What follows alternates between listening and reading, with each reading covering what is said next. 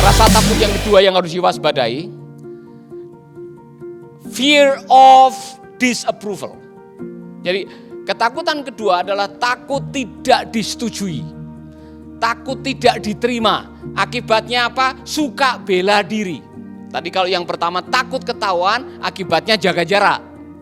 Yang kedua takut tidak disetujui, akhirnya membela diri.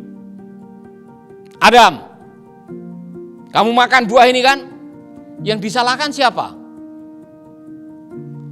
Ini gara-gara wanita yang Tuhan taruh di samping saya ini. Coba kalau tidak ada wanita ini, saya tidak jatuh. Yang bikin jatuh ini wanita. Yang bikin wanita siapa coba? Kan Tuhan waktu saya tidur, Tuhan ambil tulang rusuk saya. Ngerti maksudnya? Yang wanita juga tidak mau kalah. Kamu makan kan? Oh, ini gara-gara ular. Kenapa Tuhan taruh ular di Taman Eden? Harusnya kan tidak ada ular sini. Boleh ada ayam, angsa, burung, jangan ular. Jadi begini saudara, ini persoalan kita semua. Ketika Anda memiliki rasa takut untuk tidak disetujui, takut untuk ada tidak punya approval, tidak disukai, maka saudara akan selalu mencari-cari alasan kerjaannya. Cari-cari alasan untuk membela diri supaya disetujui, supaya diterima. Nah, siapa yang suka cari alasan? Kalau ada apa-apa belum ditanya udah memberikan alasan. Saudara-saudara, saya mau ingatkan kita semuanya, kita sebagai manusia memang punya kebutuhan dari dalam diri kita, yaitu kebutuhan diterima. Kita semua. Makanya kita takut ditolak, ya kan? Siapa yang takut ditolak? Angkat tangan. Kita semua tidak suka ditolak. Saya juga dan saudara juga, ya kan? Akibatnya kita menjadi people pleaser. Kita coba menyenangkan orang, bukan apa? Supaya disetujui. Kalau ada kesalahan yang kita lakukan, kita cepat-cepat bikin alasan. Semua kita melakukan yang sama, saudara.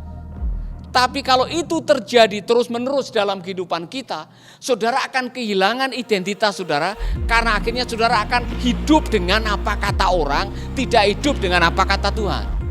Itu persoalannya. Padahal Tuhan sudah mengatakan harusnya kamu melakukan ini. Tapi oleh karena saudara takut tidak disetujui, akhirnya saudara melakukan. Saya merenung tadi malam sebetulnya. Kenapa Adam tidak tanya duluan, Hawa ini buah dari mana? Dari supermarket atau dari kebun?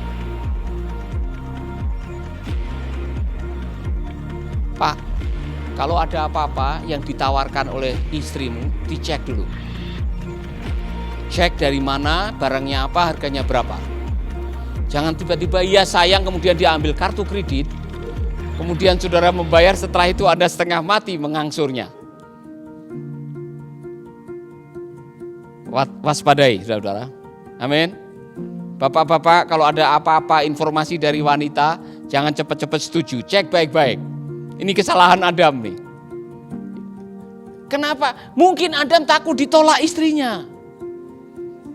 Ya, bisa jadi. Ya kan? Ayo makan. Ya kan? Kalau tidak makan, saya tinggal kamu di rumah sendirian. Saya tinggal minggat kamu, misalkan aja. Ya kan? Kita tidak tahu apa yang terjadi waktu itu. Yang jelas Adam melakukan kesalahan. Dia tidak check and recheck, dia langsung makan. Dan akibatnya dosanya ditanggung berdua. Nah, sekarang mau berkilah satu dengan yang lain supaya tidak mengalami penolakan. Salah, waspadai dalam hidup ini, saudara-saudara. Untuk hidup bahagia, Anda tidak perlu harus disetujui semua orang. Saya ulangi lagi. Untuk Anda menjadi maksimal dengan panggilan saudara, tidak harus semua kasih rekomendasi. Celakalah orang yang selalu menunggu apa kata orang untuk melakukan sesuatu. Saudara tidak akan pernah menjadi maksimal dengan karunia yang Tuhan berikan ketika Anda menunggu atau tergantung pada apa kata orang, minta persetujuan dari mereka. Kalau saya minta persetujuan dari mereka, ini tidak akan pernah terjadi, saudara-saudara. Mercy Indonesia tidak akan pernah berdiri karena mereka tidak setuju saya tinggal di Bali. Kalau saya minta persetujuan mereka. Kalau saya minta persetujuan mereka, Mungkin saya tidak akan menikahi wanita yang sedang menjadi istri saya karena ada orang-orang yang tidak setuju waktu itu. Ya kan? Kalau saya tidak menjalani menekuni apa kata Tuhan, kemungkinan saya tidak menjadi pendeta hari ini, saudara-saudara. Jadi saya belajar sesuatu dalam hidup ini, yakinilah where are you, di mana Anda dan apa yang Tuhan berikan, panggilan apa yang Tuhan berikan, lakukan. Kalau itu ada di dalam hati saudara dan saudara tahu persis, dan saya yakin Tuhan kasih kepastian konfirmasi dalam hidup saudara, ini panggilan hidup saya. Kalau saudara tahu itu panggilan hidup saudara, jalani bersama dengan Tuhan.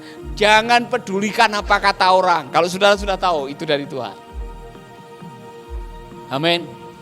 Nanti ada orang yang datang kepada saudara, oh nanti kalau begini akan jadi begini Pak. Nanti kalau Bapak melakukan ini, Bapak akan gagal. Nanti kalau begini, nanti Bapak akan dapat ancaman dari sini. Kalau saudara mendengar terlalu banyak apa kata orang, saudara tidak akan maju dalam menjalani panggilan dalam hidup saudara. Belajarlah untuk mendengar siapa Anda, apa kata Tuhan dalam hidup Anda. Ada yang mengatakan begini, untuk bahagia Anda tidak harus disukai semua orang. Yang penting Anda disukai oleh Tuhan, disukai oleh pasangan, dan Anda menyukai diri sendiri. Itu aja. Iya kan? Amin. Karena hidupmu tidak ditentukan oleh apa kata orang. Hidupmu ditentukan oleh apa kata Tuhan. Berikutnya baru apa kata istrimu. Amin. Jadi benar apa yang dikatakan oleh nyanyian, hidupku hanya ditentukan. Betul saudara. Maka dalam hidup ini saudara harus bisa memfilter hidup saudara. Apa kata Tuhan, apa kata orang. Jangan biarkan apa kata Tuhan membuntu apa kata orang, membuntu apa kata Tuhan. Belajarlah saudara-saudara. Oh nanti begini. Saya masih ingat ada orang yang pernah mengucapkan kalimat ini. Lihat ya, kalau saya meninggalkan pelayanan ini, pelayanannya akan berhenti. Kalau saya tidak masuk di sini, pelayanannya akan berhenti. Ada orang yang pernah mengucapkan kalimat itu. Saudara, secara manusia mungkin waktu itu saya sedikit agak ketar-ketir ya kan. Wah selama ini dia menjadi penyumbang yang cukup besar untuk pelayanan ini. Wah kalau dia nanti tidak ada bagaimana? Saudara, apa kata Tuhan lebih penting daripada apa kata manusia. Dan ternyata terbukti saudara. Dan orang itu melihat bahwa tanpa dia kita masih bisa berjalan bahkan berkembang. Karena apa? Hidupmu hanya ditentukan oleh apa kata Tuhan, bukan apa kata manusia. Maka jangan sampai damai sejahteramu hilang gara-gara membiarkan apa kata orang masuk di pikiran dan nyantol di hati saudara. Jangan, saudara. Belajar dalam hidup ini. Tidak semua orang suka dengan saudara dan tidak mungkin semua saudara suka semua orang. Jadi belajarlah dalam hidup ini. Anda disukai Tuhan, Anda disukai pasangan, Anda menyukai diri sendiri. Berbahagialah saudara-saudara. Nasi, sambal, ikan asin, kalau hatimu senang, semua makanan rasa seperti makan di restoran bintang 7. Ya kan? Amin. Hidup ini singkat, nikmatilah hidup saudara. Haleluya. Terakhir, takut kehilangan kontrol sehingga Anda membuat tuntutan sebanyak-banyaknya dalam hidup. Adam, Hawa kehilangan kontrol atas Taman Eden. Mereka keluar. Mereka harus keluar dari Taman Eden.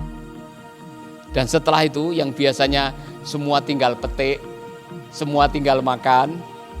Dia tidak perlu harus kerja keras, susah payah. Mau makan apa saja ada. Semua steak tersedia di situ kalau dia mau. Sekarang untuk makan dia harus mengeluarkan keringat. Ya kan?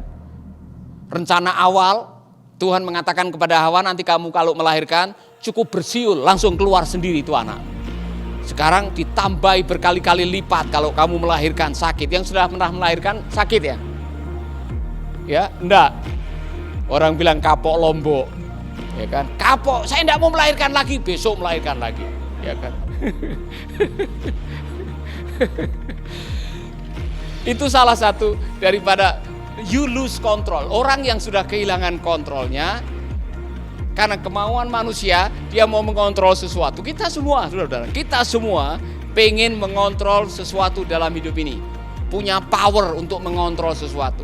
Itulah sebabnya ketika kehilangan kontrol, Anda banyak menuntut. Orang yang terlalu banyak menuntut sebetulnya karena dia merasa dia punya power, dia punya kontrol. Saudara-saudara, saya mau mengatakan kepada saudara-saudara, belajar dalam hidup ini, tahu bagian mana yang menjadi bagian saudara, tahu bagian mana yang bukan bagian saudara.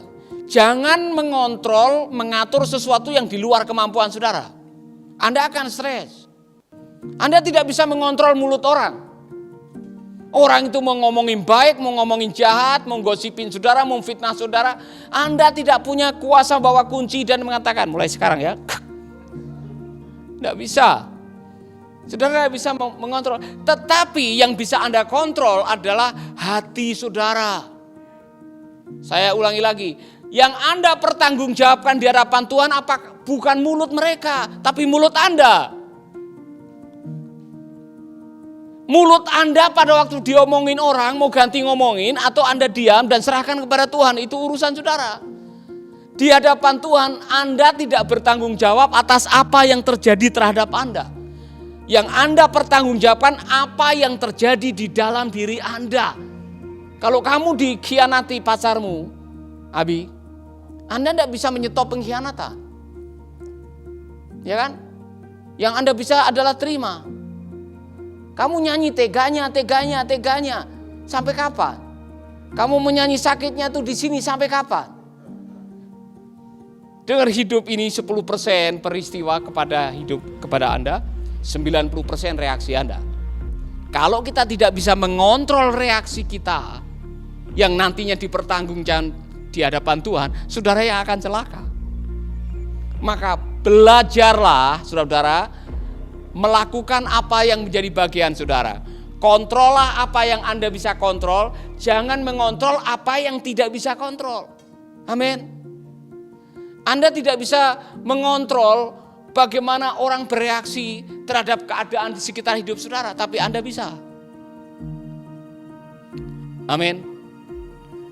Siapa yang suka menuntut begini? Kamu harus berubah besok ya. Berubah. Satu-satunya orang yang bisa Anda kontrol 100% adalah diri Anda, saudara.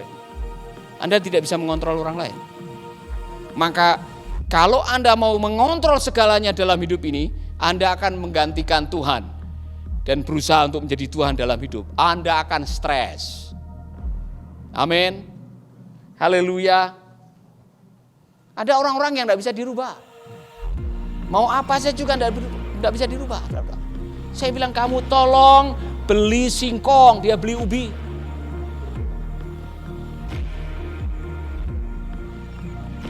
Tolong jangan digoreng, dia goreng. Udah dikasih tahu berkali-kali. Iya Bapak, tapi dia tidak tahu apa yang dia dengar. Dia tidak melakukannya karena dia tidak tahu mau diapakan. Kita tidak bisa mengubah dia. Akhirnya kita harus belajar sabar. Memang dari sononya sudah begitu. Mau diapakan? Daripada marah-marah tiap pagi, syukuri apa yang ada. Dia adalah anugerah.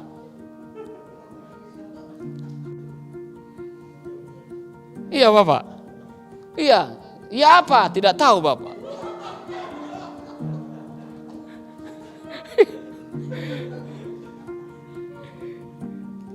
Tapi dia yang terbaik yang Tuhan berikan, sehingga bisa menolong kita. Syukuri apa yang ada.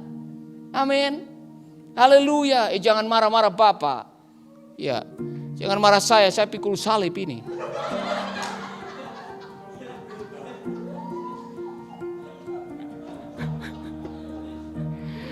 Kadang-kadang kita bersuka cita karena merenungkan itu. Mau apa? Terimalah kenyataan dalam hidup ini. Kontrollah hatimu. Anda tidak bisa mengontrol semua orang. Yang penting Anda bisa mengontrol sikapmu di hadapan Tuhan. Amin. Saya tutup dengan 3 hal ini. Untuk mengatasi 3 takut ini ada 3 hal. Tanamkan tiap hari di benak saudara, I'm accepted. Saya diterima oleh Tuhan apa adanya. Jadi walaupun ditolak orang, dengar baik-baik, Tuhan menerima Anda apa adanya. Tuhan menerima Anda apa adanya. I'm loved. Anda dicintai oleh Tuhan. Anda dikasihi oleh Tuhan tanpa syarat. Sehingga kalau ada yang menolak saudara, tidak usah pusing.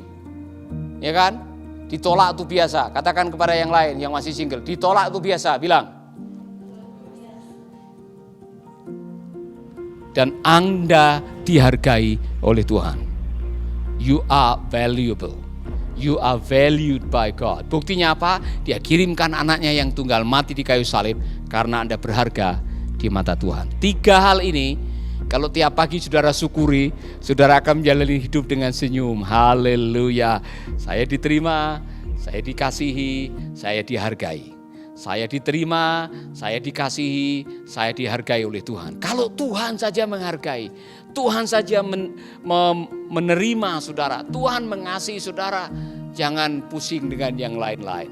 Karena keyakinan ini akan menyelesaikan banyak hal dalam kehidupan kita. Amin. Tuhan memberkati. Bapa kami dalam surga, kami mengucap syukur buat hari ini. Terima kasih buat kebenaran firman-Mu. Kami rindu kebenaran ini menjadi pewahyuan bagi kami. Sehingga banyak masalah yang selama ini kami sembunyikan. Ada banyak kelemahan yang selama ini menjadi tabiat kami, yang menjadi penghalang untuk kemajuan, akan bisa diatasi dengan apa yang baru kami dengar ini. Bapa, jadikanlah kebenaran ini menjadi pewahyuan, menjadi rema yang akan mengubah kehidupan kami. Dalam nama Yesus kami berdoa. Amin.